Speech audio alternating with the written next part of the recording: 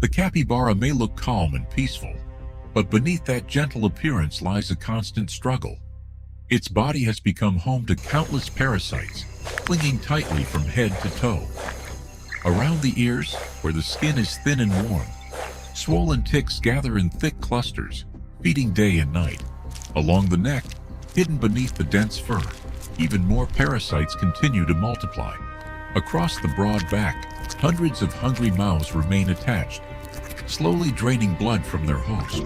The burden spreads down the shoulders, across the sides, and into the joints where every movement becomes just a little more uncomfortable. The capybara shakes its body, hoping to drive them away, but the parasites refuse to let go. It rubs against tree trunks, it rolls across the ground, it scratches against rocks and branches. Yet the places that hurt the most remain completely out of reach. Every day brings the same silent irritation. Not enough to stop living, but enough to make every moment just a little less comfortable. The soft folds behind the ears become the worst place of all. Here, the parasites gather in astonishing numbers. The neck becomes another feeding ground. Even resting is no longer completely peaceful. The capybara simply endures, patiently, quietly, completely unaware that help is already nearby.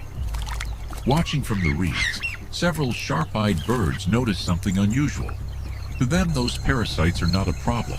They are food. One bird approaches carefully. It lands gently on the capybara's back. The giant rodent doesn't panic. It doesn't run. Instead, it remains perfectly still. A silent agreement begins. The bird lowers its head. It studies the thick clusters of parasites covering the fur. After a brief moment, it selects its first target. With one precise movement, the bird pulls a swollen tick free from the skin. The capybara barely moves. It simply allows the tiny visitor to continue. The first parasite is gone. Then another, and another. Before long, more birds arrive. Each one chooses a different area of the body.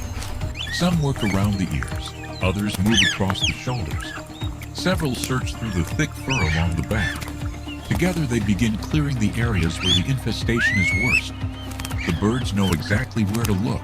They search every fold of skin, every hidden corner, every place the capybara could never reach by itself. One by one, the parasites disappear. Some come away easily.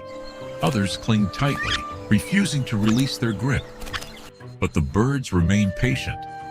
They continue working with incredible precision. Each successful meal makes life a little easier for the capybara. The heavy clusters begin to thin. The skin slowly becomes visible again beneath the fur.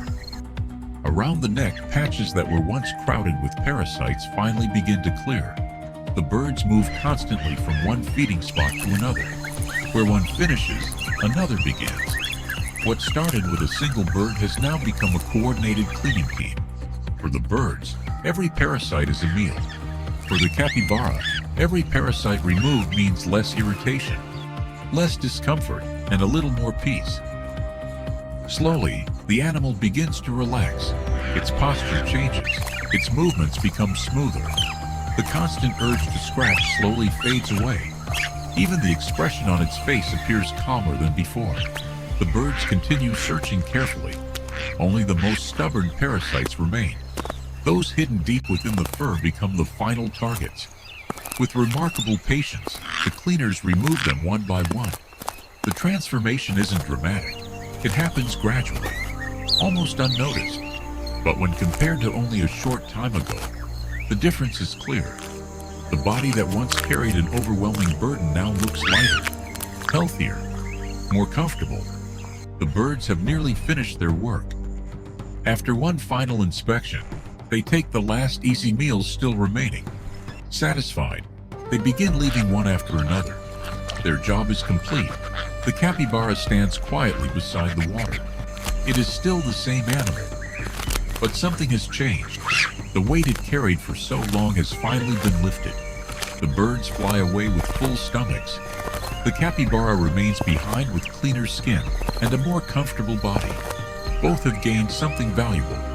One found food, the other found relief. Nature is often remembered for its fiercest battles, but not every survival story is built on conflict.